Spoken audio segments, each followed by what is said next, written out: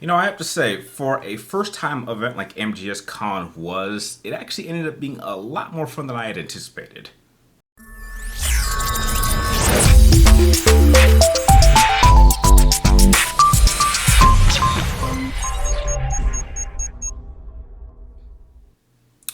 Hello guys, this is Brian the Three Topics Gamer, and I have a quick little, I'd say, adventure story or like event story to share with you guys today because MGSCon was this past weekend and I did happen to go. I drove there straight from Las Vegas to LA. I spent about one night there and I just kind of wanted to just do a quick little breakdown video, kind of just going over everything that happened, everything that I did at the event, things I picked up, things I couldn't pick up, and just kind of how the event played out in general, and how I think it can actually improve and just a few little things that I thought didn't quite play out as well as I had hoped. So if you happen to enjoy this little video by the end, please do not forget to like, share, and subscribe. Keep tracking me out on my future videos. And remember, you guys have any ideas of future reactions or discussions or reviews or just ranking videos in general, please let me know in the comments down below, and I will try to get them up as soon as I can. So, MGSCon.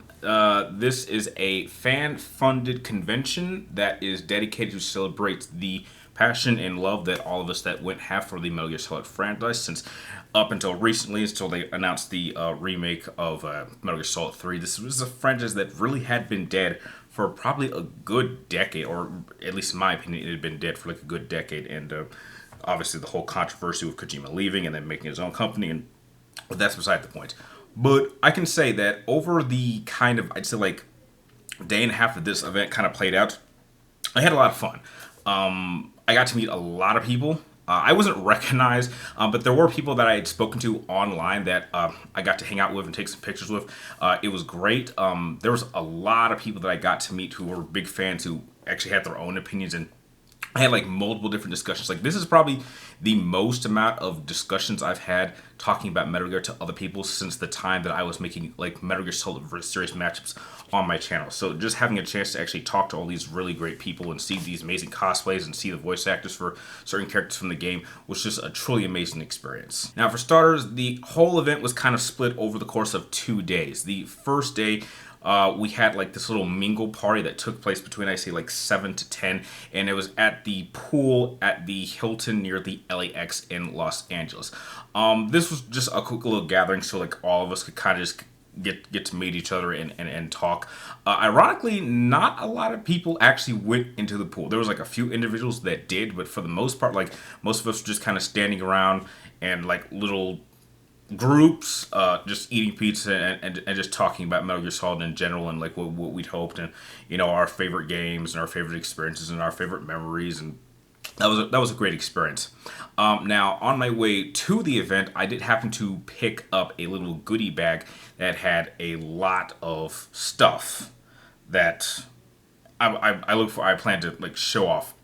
Probably at the end of the video, but it was just a really fun event. Now, going on into the next day, the event in total lasted on Saturday, and it went from 10 a.m.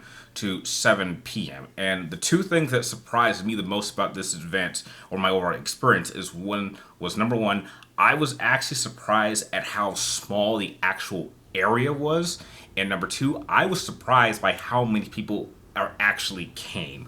I thought this event at most would have been somewhere between like maybe like 100, maybe 120, 130 people max. A lot more people showed up, and it it created all kinds of crazy situations.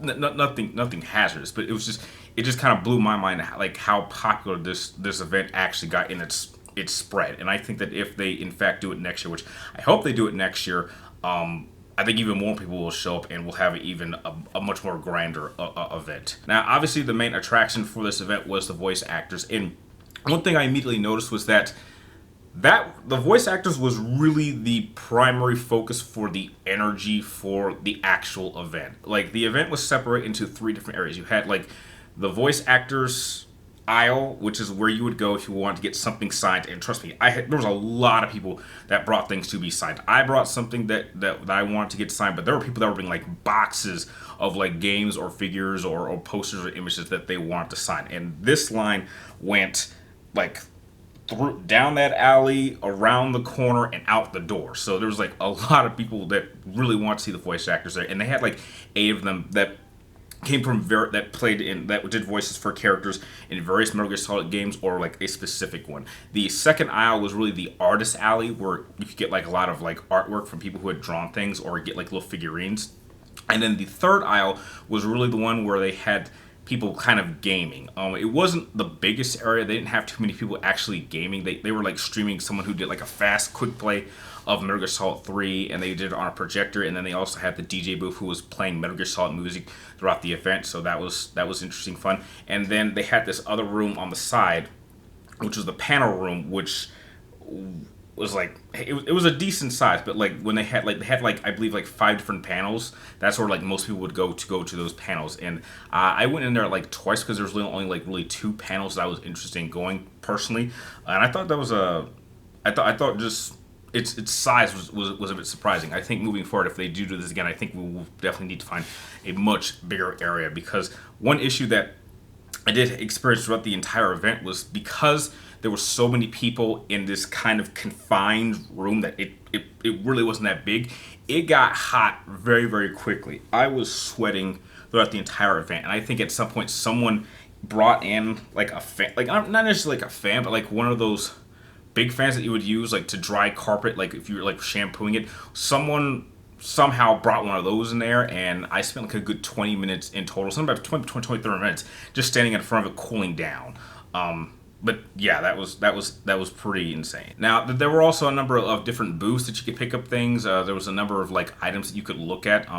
But I will say this: that one thing that was kind of apparent was that if you weren't there for the voice actors, there really wasn't a lot to do. I mean, you were either there for the voice actors, which is what the majority of people who went there were for. The artist alley was okay, but it really wasn't all that full. And then not even, like, surprisingly, not too many people were even seeing people play the game. Like, I sat down and played Metal Gear Solid 3 and Metal Gear Rising Revengeance, for like at least a good hour and a half, and like not too many people were actually watching. They had this little booth set up where it had like 3 or 4 stations. Then they had like a projector that was actually playing one of the main games that was speed running, and not too many people were actually interested in that. So that was something that was a bit surprising to me. However, at one point, the voice actors did happen to go into the panel room, and that's where like the majority of people actually went in there. And there they were answering questions and talking. And at some point, which was a complete surprise to me, they actually were able to get David Hayter and Jennifer Hale on Skype. They couldn't be there in person, but they definitely want to come and just thank the fans for showing up. And that was a highlight. It was great, kind of just getting to hear what they thought of the franchise and their love for the fandom. It was truly a fun moment, and just hearing the voice actors talk about their experiences and how they got their roles or how they approached the characters or their thoughts on their characters. I thought that was really amazing. However, by the end of the event, because I did do just a lot of walking around, getting some footage, taking some pictures with some individuals there, the highlight of the event was definitely the cosplay contest at the end.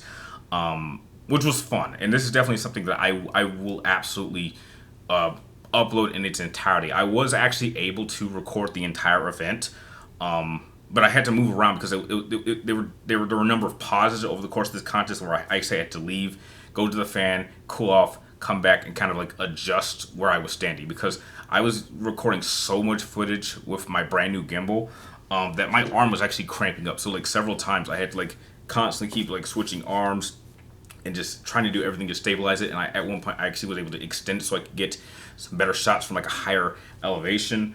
But that was a heck of an experience. But the cosplay contest was really probably the most fun I'd had actually being there. And I had so much fun actually just seeing the contest. I think that if again they do this next year, I actually want to do my own cosplay, and I already have the perfect character in mind. And I even have like there's another event that I think if I could do it next year would be like a serious high point for the event. But I'll have to think about that if the event actually does happen next year. So now that I've kind of just gone over just a little bit of the event, let me just kind of show you guys what I ended up actually picking up.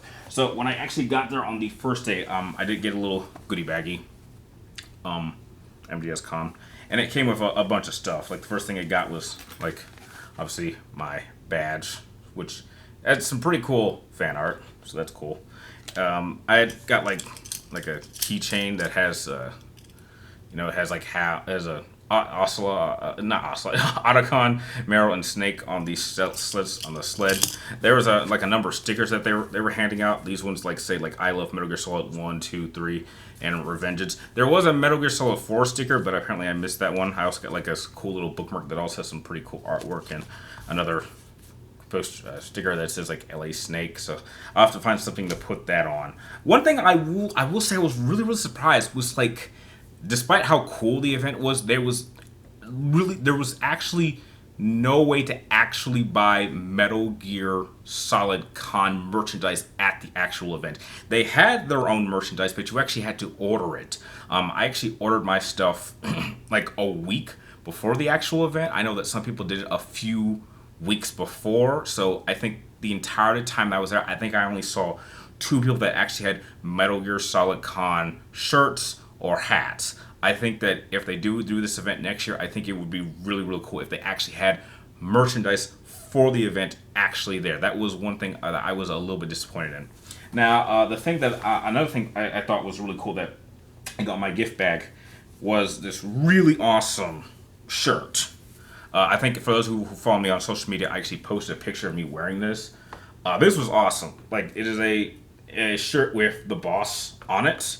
It's in green, so it's great that it's in my favorite color, and I absolutely love the flower. I actually got to meet the artist who actually drew this image for this shirt, so I thought that was pretty cool. Now, the primary item that I actually got signed was my you're probably gonna get a reflection, but it was my extremely rare Metal Gear Solid 3 promo poster, and I actually was able to get Lori Allen, who does the voice for the boss. I got her to sign here, and I actually got my friend Amanda, who was actually who came up with this idea for the convention, to sign here. I definitely probably will bring this again because if David Hayter does show up at the next MGSCon, I definitely would like him to sign this because this is my favorite item of memorabilia that I have. And I think that is about it in terms of everything that I actually got at the event. I think I'm going to do 2 more videos. I'm going to do one more video that pretty much goes over, that I'm going to show off the entire MGSCon cosplay contest in its entirety because I did happen to record that. And then I'm going to do a 3rd video going over everything that I ordered for MGSCon that didn't arrive in time. Only one item that I ordered before the event is actually here, but I don't want to show it off just yet. But once everything is here, I'll be sure to do a 3rd video and show off everything I got there. So overall, I had a great time at MGSCon. I made a lot of great friends. I actually got to meet my friends that I hadn't had a chance to meet in person for the first time at this event, so it was great. Took a lot of footage, took a lot of pictures. I made a lot of great memories, and I really hope this event happens again next year. And hopefully some of you guys who are fans of the franchise will happily be able to show up next year, and heck, I can get a chance to hang out with you. So that's pretty much everything I have to say for this first of 3 videos going over MGSCon. If you so happen to be there, or from what I've seen of it, what were your thoughts on the events? Let me know in the comments down below. And like always, I want to thank you guys for watching. You're awesome, and I will see you next time.